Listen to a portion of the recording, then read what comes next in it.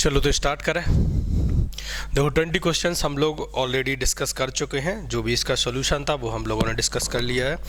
बकाया आज हम लोग 20 से आगे क्वेश्चन देखते हैं। वोकेबलरी पे आप लोगों का बहुत अच्छा रिस्पांस आ रहा है, ठीक है, अच्छा ठीक भी है, बट ग्रामर पे उतना अच्छा रिस्पांस नहीं आ रहा है। क्यों नहीं आ रहा है मुझे नहीं पता। देखो ग्रामर अगर वोकेबलरी जितना इम्पोर्टेंट है उतना ही इम्पोर्टेंट आपके एग्ज़ाम के पॉइंट ऑफ व्यू से ग्रामर भी है। तो मेरा ये टारगेट है पर्सनली, अगर आप लोग तरीके से मेहनत करते रहेंगे तो जितने भी क्वेश्चंस होंगे सीजीएल के पहले तक, मई में हमारा एग्ज़ाम होगा, उसमें क्या करेंगे हम लोग कि करण की बुक के पूरे कॉमन एरर्स के जितने भी क्वेश्चन होंगे वो डिस्कस कर लेंगे। लेटेस्ट सारे क्वेश्चन डिस्कस कर लेंगे। इम्पॉर्टेंट वन वर्ड हो गए, वन वर्ड सब्स्टिट्यूशन हो गया, ईडियम्स हो गए, वोकेबलरी तो हम लोग कर ही रहे हैं, ये सारी चीज़ें स्टार्ट करेंगे, ठीक है। बकाया रिस्पॉन्स आप लोगों का ठीक रहा और चीज़ें बेहतर होती रहीं तो ठीक है, हम लोग स्टार्ट करेंगे एडिटोरियल का। एडिटोरियल का सुबह से मॉर्निंग में लाएंगे वोकेबलरी का, जिससे आपका द हिंदू का वोकेबलरी का पोर्शन स्ट्रांग हो जाएगा। बकाया हम लोग डिस्कस करेंगे आज के नेक्स्ट क्वेश्चन को। 20 तक हम लोग डिस्कस कर चुके हैं। 21 क्वेश्चन क्या है हमारे पास। A city dweller finds it difficult to pass away the time in a village. Simple से क्वेश्चन में भी बहुत सारे बच्चे गलतियाँ कर रहे हैं, ठीक है, गलतियाँ होती हैं, सबसे होती हैं। सॉल्यूशन देखेंगे इस क्वेश्चन का। देखो जब भी कभी किसी नाउन के आगे आर्टिकल लगा होता है इसका मतलब है कि वो सिंगुलर नाउन है, ठीक है, क्योंकि नंबर लगा है तो वो हो जाएगा सिंगुलर नाउन। ये जो नाउन है अपने साथ सिंगुलर, कोई भी सिंगुलर नाउन जो होता है जो सब्जेक्ट के तरीके से फंक्शन करता है वो अपने साथ सिंगुलर वर्ब फॉलो करता है, ठीक है। फाइंड्स सिंगुलर हो गया, सिंगुलर नाउन हो गया, सिंगुलर आपका वर्ब हो गया, कोई एरर नहीं है। फाइंड का हमें ऑब्जेक्ट चाहिए, इट यहाँ पर ऑब्जेक्ट हो जाएगा। इट का जो डिस्क्रिप्शन है वो यहाँ पर आगे गिवन है। A city dweller finds it difficult to, क्या मतलब डिफिकल्ट है उसके लिए, to pass away the time in a village, ठीक है। तो यहाँ पर पास अवे का जो हम मीनिंग देखेंगे, पास अवे का जो मीनिंग होता है टू डाई, मर जाना पास अवे का मीनिंग होता है। तो यहाँ पर जो हमारा फ्रेजल वर्ब गिवन है पास अवे, ये हमारा गलत हो जाएगा और यहाँ पर सिर्फ पास ही सही हो जाएगा, या भी हमें यहाँ पर नहीं ऐड करना है। इस पर्टिकुलर क्वेश्चन में हमारा ये एरर था और किसी पार्ट में एरर नहीं हो सकता है, ठीक है, और किसी पार्ट में आपका एरर नहीं हो सकता है। बेसिक सी चीज़ें हैं, इतना डिफ़िकल्ट कुछ है ही नहीं समझाने के लिए, है ना। विलेज है, काउंटेबल है, तो भाई वहाँ पे भी आर्टिकल लगा है तो वहाँ पे भी कोई दिक्कत नहीं हो सकती है। सिटी ड्वेलर में भी आर्टिकल लगा है, कोई दिक्कत नहीं हो सकती है। सिंगुलर है, singular noun singular verb follow करेगा तो किसी पार्ट में एरर नहीं है। टू पास अवे जो यहाँ पर फ्रेजल वर्ब गिवन है वो हमारी गलत है, इसी को हमें यहाँ पर सही करना है। सेकेंड क्वेश्चन क्या है हमारा 22 question. Visitors were not permitted entering the park after dark. जो विजिटर्स हैं, जो पार्क को विजिट करने आते हैं, जो देखने आते हैं, वो परमिटेड, उन्हें परमिशन नहीं है पार्क में जाने की रात में, ठीक है। विजिटर्स यहाँ पर प्लूरल नाउन है, प्लूरल वर्ब फॉलो करेगा, तो प्लूरल वर्ब यहाँ पर वर्ब, ठीक है। बी वर्ब के बाद हम लोगों ने कई बार देखा है कि भाई कॉम्प्लीमेंट लेंगे या फिर प्लस आईएनजी मतलब कंटिन्यूअस फॉर्म फॉलो करेंगे। विजिटर्स वर नॉट परमिटेड, तो ये हमारा पार्टिसिपल हो जाएगा, पास्ट पार्टिसिपल। अच्छा, पास्ट पार्टिसिपल का एक कॉन्सेप्ट मतलब इसका वर्ब का एक कॉन्सेप्ट होता है। देखो हम लोगों ने वर्ब हालांकि देखी नहीं है, पर वर्ब में जब हम डिस्कस करेंगे तो डिटेल में करेंगे। वर्ब हमारी दो टाइप की होती है, ठीक है। एक होता है आपका ट्रांसिटिव, एक होता है हमारा इंट्रांसिटिव। अगर कोई भी ट्रांसिटिव वर्ब, चाहे वो पार्टिसिपल में आ रही हो, मतलब पास्ट पार्टिसिपल में आ रहा हो या नहीं आ रहा हो, ठीक है, पास्ट पार्टिसिपल में आ रहा हो या वर्ब का जो बेस फॉर्म होता है उस तरीके से आ रहा हो, अगर वो ट्रांसिटिव वहाँ भी है तो यहाँ पर भी ट्रांसिटिव होगी। जो वर्ब जो कॉम्बिनेशन होता है वर्ब का, एक वर्ब बेस वर्ब अपने बाद या दो वर्ब कभी भी कनेक्ट होती हैं, V1 और एक टू वर्ब, मतलब V1 और V2, ये वर्ब का टाइप नहीं है, ये एक सिंगल वर्ब है, एक दूसरी वर्ब है। जब भी ये कनेक्ट होते हैं दो वर्ब, तो इनके बीच में एक रिलेशन होता है। एक वर्ब के बाद जब दूसरी वर्ब हम फॉलो करते हैं तो या तो हम लोग इन्फिनेटिव में लेते हैं या जीरंड में लेते हैं, ठीक है। एक बात हमें याद रखनी है।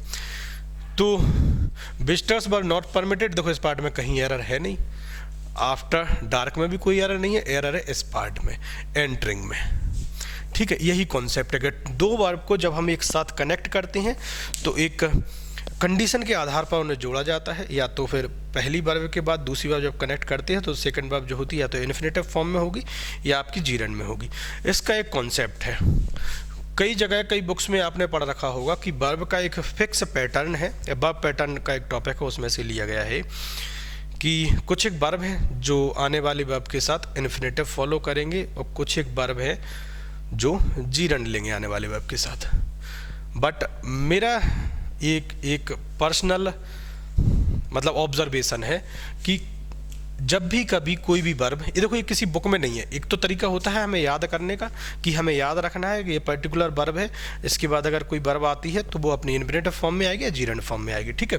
जो तरीका मैं बता रहा हूँ वो तरीका किसी बुक में गिवन नहीं है, मतलब मैंने अब तक कहीं नहीं देखा है, ठीक है। ये मेरी ऑब्जर्वेशन है जिस बेसिस पे मैं बता पा रहा हूँ कि ऐसा 90% केसेस में मैंने देखा है, वो प्रूफ नहीं है कहीं भी, ठीक है, ना किसी बुक में लिखा है। तो आप किसी को अगर बताएंगे कि भाई फलाने टीचर ने हमें ऐसा बताया है, तो ये लॉजिकल प्रूफ नहीं है। बट मेरा जो एक्सपीरियंस है, देखो कोई भी वर्ब, पहली वर्ब जब सेंटेंस में आती है और सेकंड वर्ब जब आती है तो उनकी हैपनिंग एक लीनियर फॉर्म में होती है, ठीक है। उनकी अकरेंस जो होता है एक लीनियर फॉर्म में होता है, मतलब पहली वर्ब जो होगी वो पहले आएगी, मतलब वो एक्शन जब परफॉर्म करेगी तो पहले करेगी, सेकंड वर्ब उसके बाद करेगी, ठीक है। इस कंडीशन में जब होता है तो हम फर्स्ट वर्ब के बाद जो सेकंड वर्ब लेते हैं वो हम लेते हैं इन्फिनेटिव फॉर्म में, इन्फिनेटिव फॉर्म में, ठीक है, मैक्सिमम केसेस में, 90% केसेस में। और ये प्रूफ नहीं है। तो परमिटेड के बाद देखो, परमिटेड क्यों, किसी को परमिशन मिलेगा, कोई परमिट मिलेगा वो पहले मिलेगा कि भाई आप वहाँ जा सकते हैं नहीं जा सकते हैं, तो ए वर्ब जो होगी वो पहले परफॉर्म करेगी और ए वाली वर्ब बाद में परफॉर्म करेगी, ठीक है। तो ये हमें लिखना पड़ेगा टू एंटर, टू एंटर, ठीक है। अब भाई एक तरीका तो ये हो जाएगा कि आप फिक्स्ड वर्ब का कॉम्बिनेशन पढ़ लो कि फलानी वर्ब है, ये वर्ब लेगी, इसके बाद कोई वर्ब आएगा तो वो इन्फिनेटिव में आएगा या जीरंड में आएगा। बकाया एग्जाम में देखो वोकेबलरी याद करना और उसे दिमाग में रिटेन करना इतना आसान नहीं होता है, ठीक है। वर्ब का कॉम्बिनेशन बहुत टफ है, बहुत सारी वर्ब हैं कि आप कैसे याद रखेंगे कि भाई पर्टिकुलर वर्ब है, वो उसके बाद कोई दूसरी वर्ब आएगी तो हमें याद रखना बहुत मुश्किल हो जाएगा, ठीक है। तो एक ये मैंने कंडीशन बता दी कि अगर ये फॉलो करेंगे या इसको आप अप्लाई करेंगे और कोई वर्ड है जैसे आपको नहीं आ रहा उसका मीनिंग, ठीक है, तो ये जो कॉन्सेप्ट है वो लगभग काम करता है बहुत जगह, जहाँ तक मेरा ऑब्जर्वेशन है, ठीक है। तो परमिशन पहले मिलेगा, एंटर बाद में होगा, तो हमें यहाँ पर टू प्लस बेस वर्ब लेना पड़ेगा। विजिटर्स यहाँ पर हमारा प्लूरल फॉर्म में है, वर्ब भी हमारी प्लूरल वर्ब लेगा, बकाया और किसी पार्ट में एरर नहीं है, ना ही आपको लग सकती है, ठीक है। 23 क्वेश्चन देखेंगे।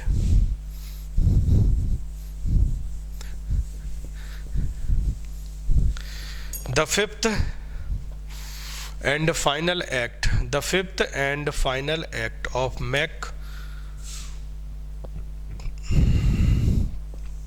Macbeth contain,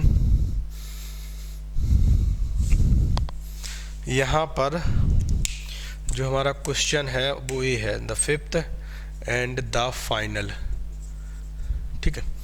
the fifth and the final act of, नहीं यहाँ पर यही है, the fifth and final act of Macbeth contain the sleepless walking scene, ठीक है। देखो ये एक्चुअल में है कंपाउंड नाउन, जिसको हम बोलते हैं कंपाउंड सब्जेक्ट। कंपाउंड नाउन या कंपाउंड सब्जेक्ट का मतलब क्या होता है, जब जो हमारा नाउन होता है वो मोर देन 2 नाउन से मिलकर बना होता है, ठीक है, मोर देन 2 नाउन से मिलकर बना होता है, या एक ग्रुप के तरीके से, एक कंप्लीट वर्ड के तरीके से फंक्शन करता है, उसको हम बोलते हैं कंपाउंड नाउन, ठीक है।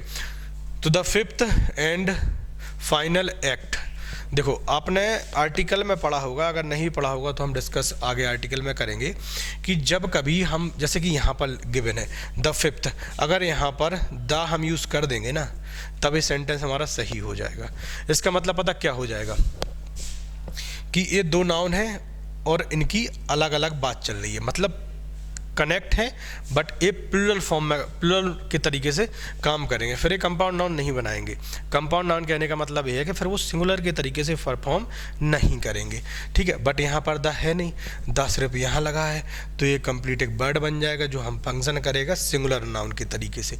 तो ये वर्ब फॉलो करेगा सिंगुलर ऑफ मैकबेथ कंटेन, ये आपका नाउन हो जाएगा, मतलब पार्ट हो जाएगा द फिफ्थ एंड फाइनल इस मैकबेथ का, ठीक है। कंटेन यहाँ पर हमारा मेन वर्ब है जो हमें सिंगुलर फॉर्म में चाहिए, और ये है हमारा प्लूरल, क्योंकि हमारे पास सब्जेक्ट सिंगुलर में है तो हमें वर्ब भी सिंगुलर फॉर्म में ही लेनी पड़ेगी, ठीक है। तो यहाँ पर हमें कंटेन्स करना पड़ेगा और सेंटेंस हमारा सही हो जाएगा। अगर यहाँ पर द हो जाएगा तब फिर ये सेंटेंस सही हो जाएगा, कोई एरर नहीं होगी, ठीक है। अब आपके दिमाग में आ रहा होगा कि भाई इसी को हम क्यों सही करें, इसको भी कर सकते हैं,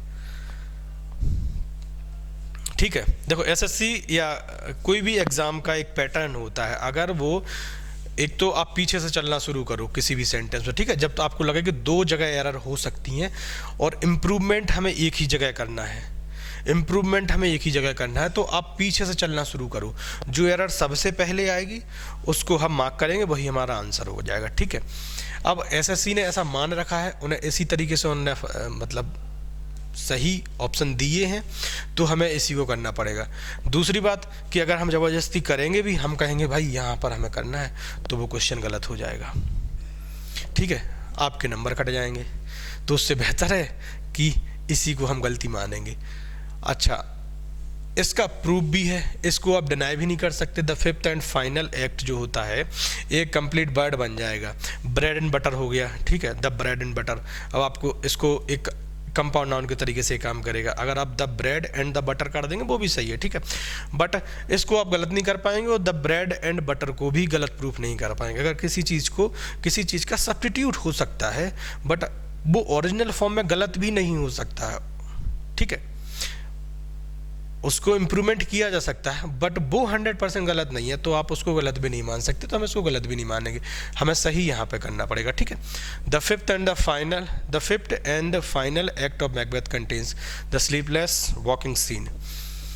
स्लीप वॉकिंग सीन ये आपका जीरन फॉर्म में है, इसमें और कहीं किसी पार्ट में गलती नहीं है, छोटे छोटे से सेंटेंस हैं, छोटे छोटे से कॉमन एरर्स हैं जिनमें और गलती दिख ही नहीं रही है, तो और क्या समझा है इसमें, ठीक है।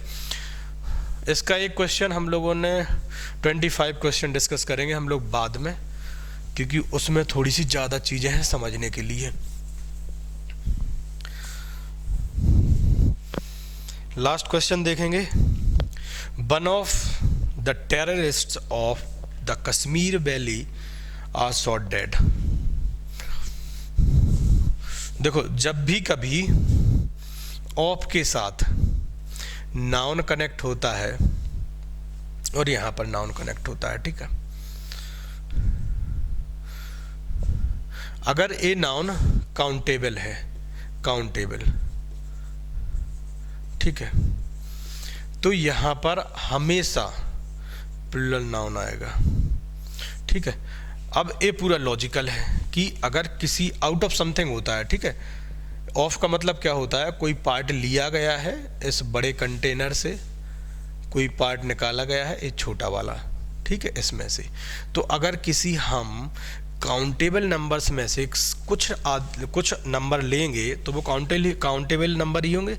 जैसे कि कुछ एक पेन है यहाँ पर, ठीक है, कुछ एक पेन है, इसमें से अगर हम कुछ पेन ले लेंगे तो वो काउंटेबल ही तो होंगे।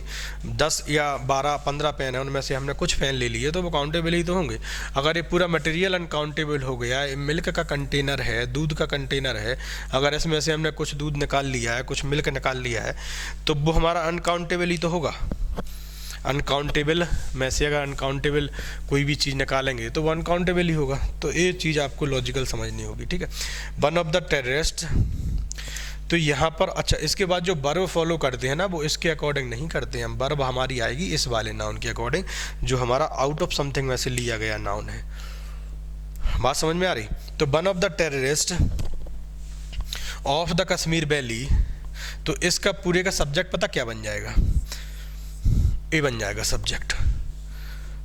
एक और आपको बता दूं, जो पहले भी हमने इस पर डिस्कस किया है कि प्रीपोजिशनल फ्रेजेस से कभी भी 90% चांसेस नहीं होते हैं एरर बनने की। मतलब जो प्रीपोजिशनल फ्रेज होते हैं, जैसे कि ये प्रीपोजिशनल फ्रेज है, 90% आपने चांसेस नहीं देखे होंगे कि यहाँ से एरर बनेगा।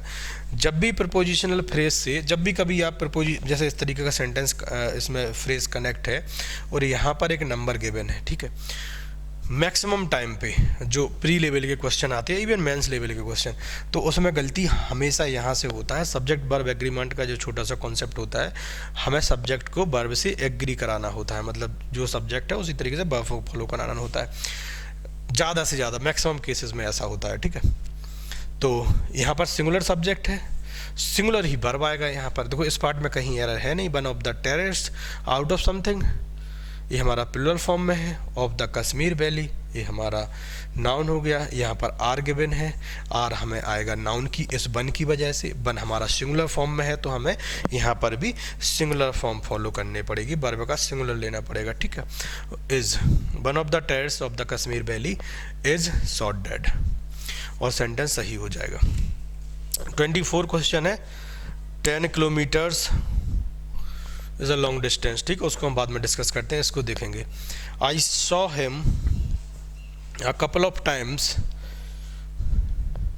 आई saw him a couple of times since May, ठीक है। ये तो बड़ा बेसिक सा क्वेश्चन था, उसके बावजूद भी बहुत सारे बच्चों ने इसमें गलती की है, ठीक है। देखो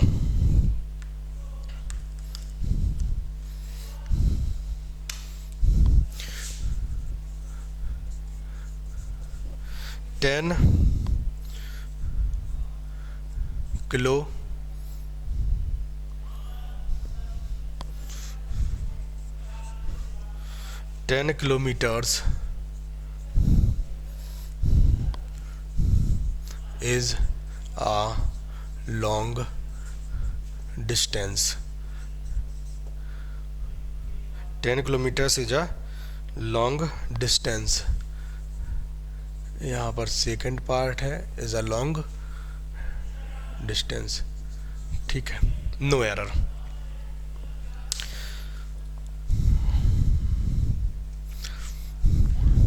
देखो पास्ट इंडेफिनिट, देखो मैं बहुत सारी चीज़ें डिस्कस करने के मूड में रहता हूँ, सच में बहुत ग्रामर के इतने बारीक कॉन्सेप्ट लाने की लिए तैयार हूँ, बट रिस्पॉन्स उतना नहीं आ रहा। तो मुझे लगता है कि कहीं ना चीज़ें बहुत ज़्यादा हार्ड हो रही हैं। एक मैंने अभी स्टोरी डाली थी कि आपको किस टाइप के कॉन्सेप्ट चाहिए, बेसिक कॉन्सेप्ट चाहिए, एडवांस लेवल के कॉन्सेप्ट चाहिए, ठीक है।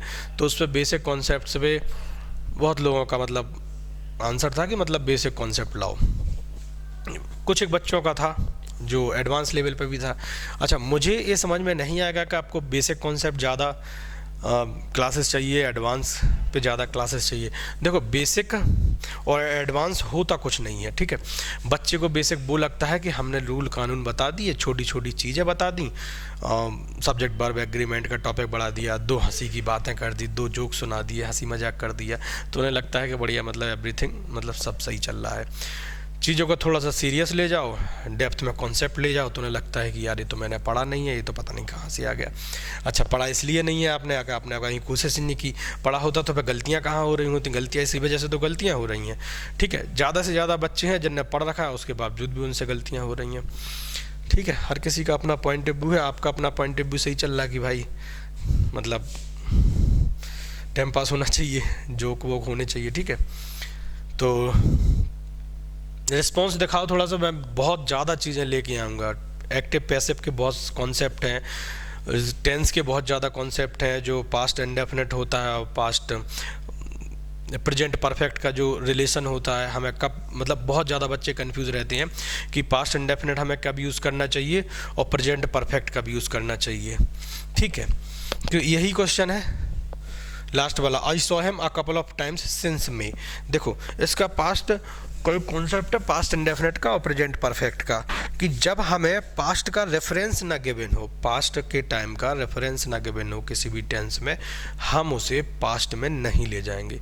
देखो एक ग्रामर के पॉइंट ऑफ व्यू से है, अब घर पे आप बैठे हो, टेंस को आप पास्ट में बदल दो, प्रेजेंट परफेक्ट में बदल दो, कहीं भी बदल दो, कौन रोकने वाला है। ठीक है, बट एग्ज़ाम में ऐसा नहीं कर पाएंगे हम। एग्ज़ाम जो कॉन्सेप्ट एग्ज़ाम फॉलो करेगा उसी कॉन्सेप्ट को हमें फॉलो करना है अगर आपको नंबर सही चाहिए। तो पास्ट का अगर हमारे पास कोई रेफरेंस नहीं है तो हम पास्ट के उस सेंटेंस को सही नहीं बना सकते हैं। I saw him a couple of times since May. ठीक है, सिंस के बारे में हम लोगों ने पहले क्वेश्चन में देखा था कि सिंस जो होता है हमारा पॉइंट ऑफ टाइम कनेक्ट करता है,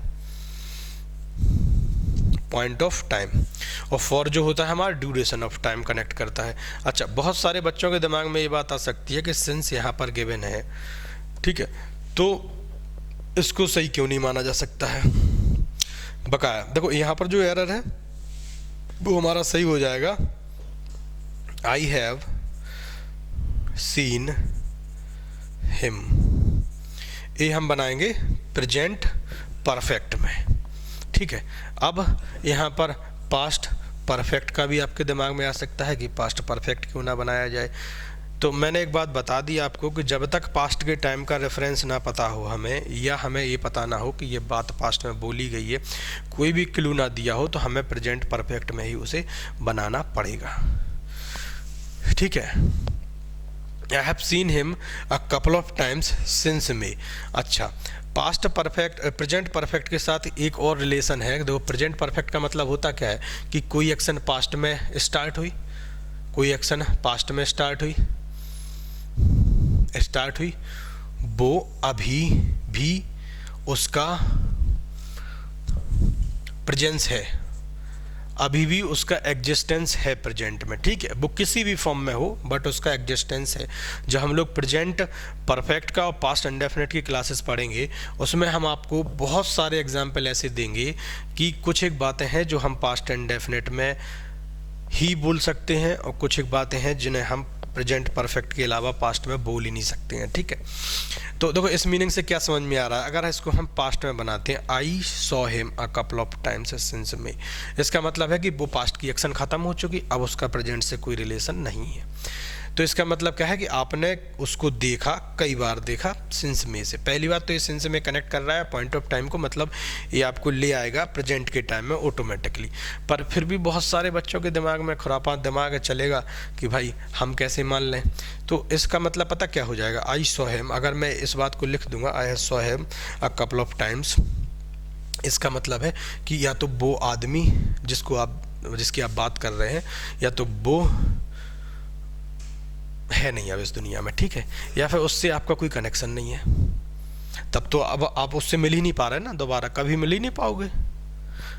और अगर आपने एक बार यहाँ मिला पास्ट में, एक बार यहाँ मिला किसी आदमी से, अगर आप पर्सन से किसी से भी 3 साल से या 2 साल से कनेक्शन में है, तो अब आप ये बात कभी नहीं बोल पाओगे कि मेट, ठीक है, पास्ट में नहीं बोल पाओगे आप वो बात। और ये आप अगर आप पास्ट में बोलते हो तो आपको ये प्रूफ करना होगा कि प्रेजेंट से उसका कोई रिलेशन नहीं है। अब ये लॉजिकल मीनिंग है इस पर्टिकुलर टाइप का। अगर आप बोल दोगे तो कोई मारेगा थोड़ी ना, गोली थोड़ी ना मार देगा, बोल दो, बट इसका कॉन्सेप्ट यही है और मीनिंग भी यही है। और ग्रामर पूरा लॉजिकल है, कॉन्सेप्चुअल है, हवा में नहीं बना है, ये हमारे दिमाग में बैठा दिया गया है कि चीज़ें हमें याद रखनी है, ये दिया हो तो ये याद कर लो, ये दिया हो तो ये कर लो, बस और कुछ है नहीं। देखो 25 क्वेश्चन देखेंगे। 10 kilometres is a long distance.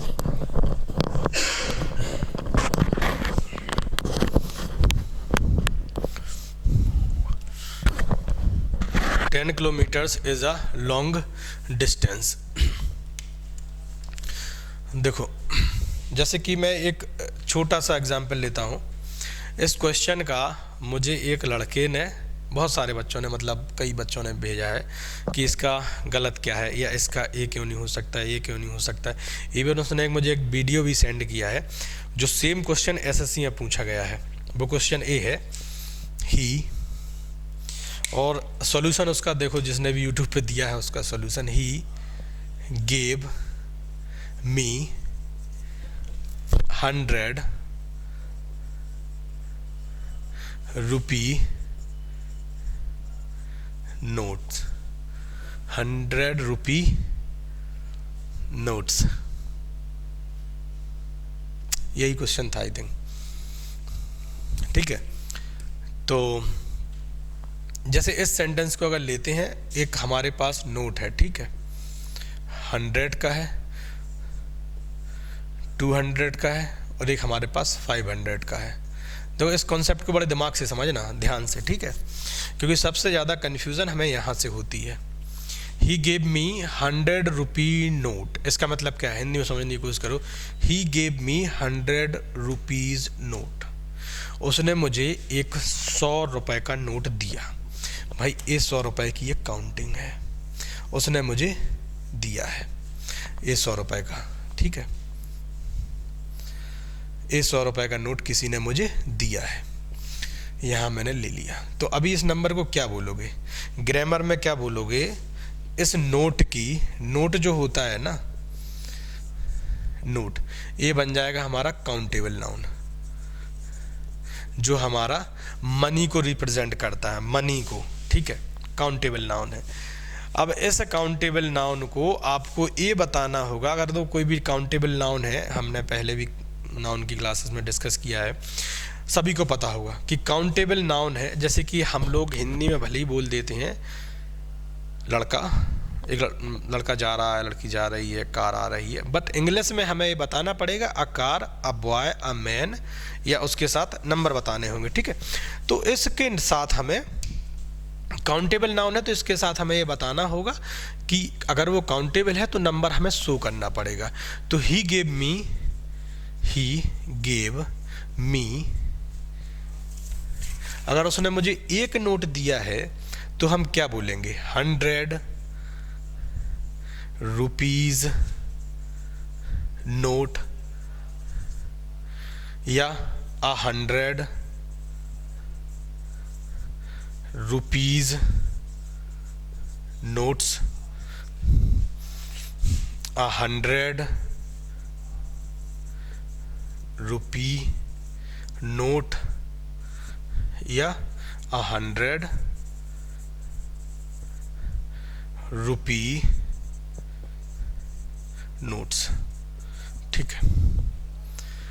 अब भाई एक अगर 100 रुपए का नोट उसने दिया है तो इसका मतलब है कि भाई नोट तो प्लुरल फॉर्म में नहीं हो सकता है, ठीक है, नोट प्लुरल फॉर्म में नहीं हो सकता है। और आप लोगों ने कंपाउंड नाउन का कॉन्सेप्ट पढ़ा होगा ग्रामर में, या कंपाउंड जो एडजेक्टिव्स होते हैं, कभी भी दो नाउन एक साथ कनेक्ट नहीं किए जा सकते हैं, और अगर वो कनेक्ट होते हैं तो फिर ये नाउन नहीं बनता है, सिर्फ लास्ट का नंबर ही नाउन होता है, ठीक है, ये बन जाता है हमारा एडजेक्टिव। और आने वाले कितने भी नाउन्स हो स्टार्टिंग में, वो सारे हमारे कंपाउंड एडजेक्टिव के तरीके से फंक्शन करते हैं।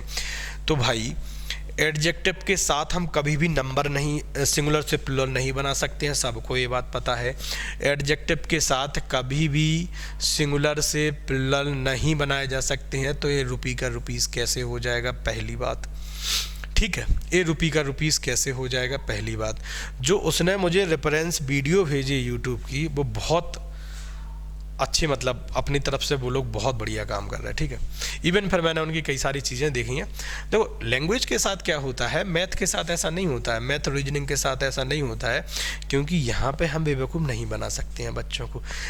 इंग्लिश बच्चों की ऑलरेडी बेकार है, उन्हें बातें वैसे भी समझ में नहीं आती हैं। अब फिर उन्होंने आपको कहानी सुना दिया अपने उन्हें कि भाई ऐसा होता है, दो मीठी बातें चिपका दी और वो खुश, और मान लेंगे, क्यों नहीं मानेंगे।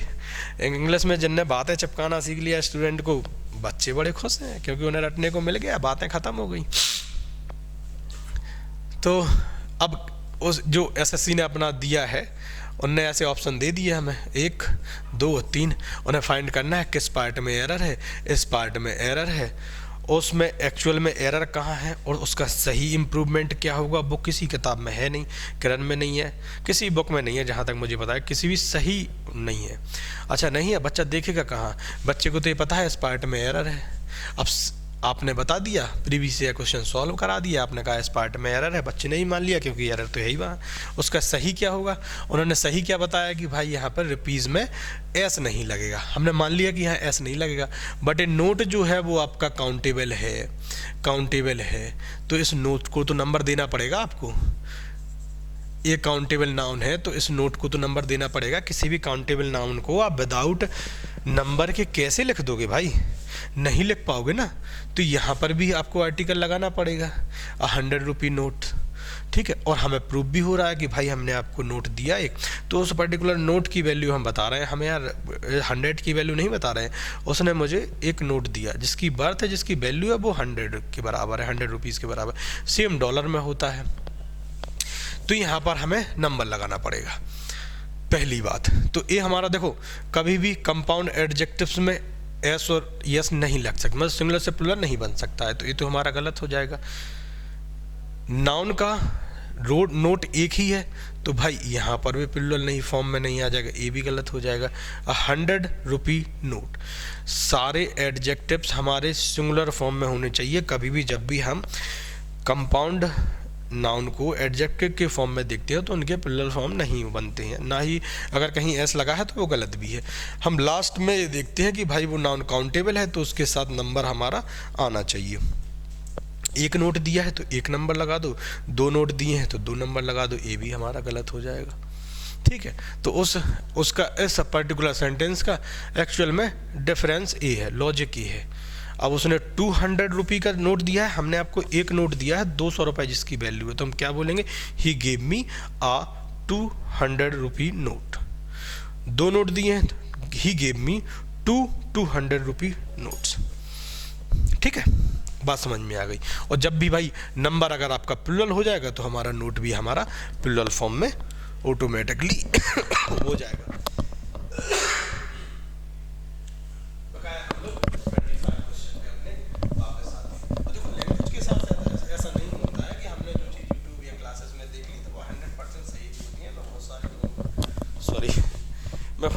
सॉरी माइक निकाल लिया, मैं बोल ही रहा था, ठीक है। तो मैं बहुत सारे लोगों को मतलब यूट्यूब पे जो बात आपने सुन ली बता दी गई, खासकर लैंग्वेज के मामले में वो 100% सही नहीं होती है।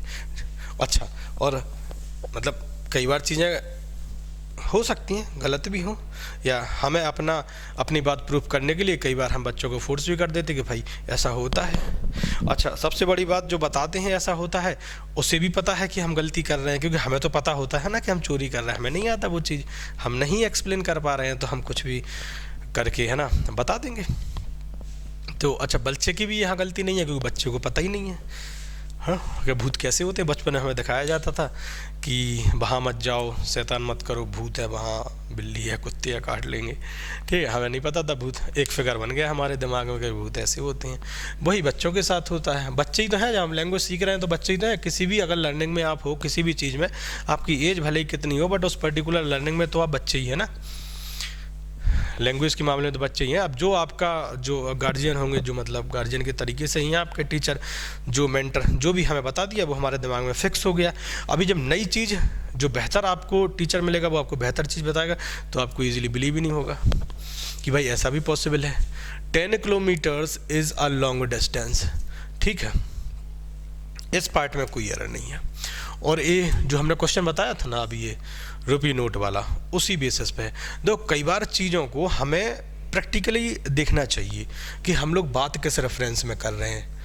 10 किलोमीटर्स, ठीक है।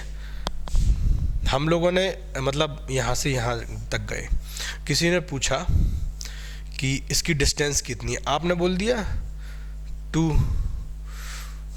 25 किलोमीटर्स, ठीक है, किलोमीटर्स।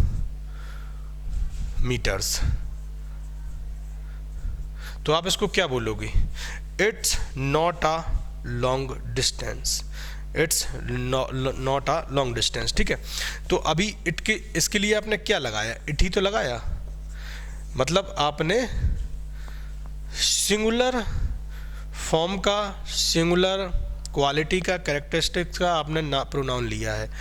प्रोनाउन किसकी जगह लिया है, नाउन के प्लेस पे। जो प्रोनाउन की डेफिनेशन क्या होती है, जो नाउन के फंक्शन को, मतलब नाउन के जगह ले ले, मतलब जो नाउन का काम कर रहा है, नाउन को रिप्लेस कर दे, वही हमारा प्रोनाउन होता है।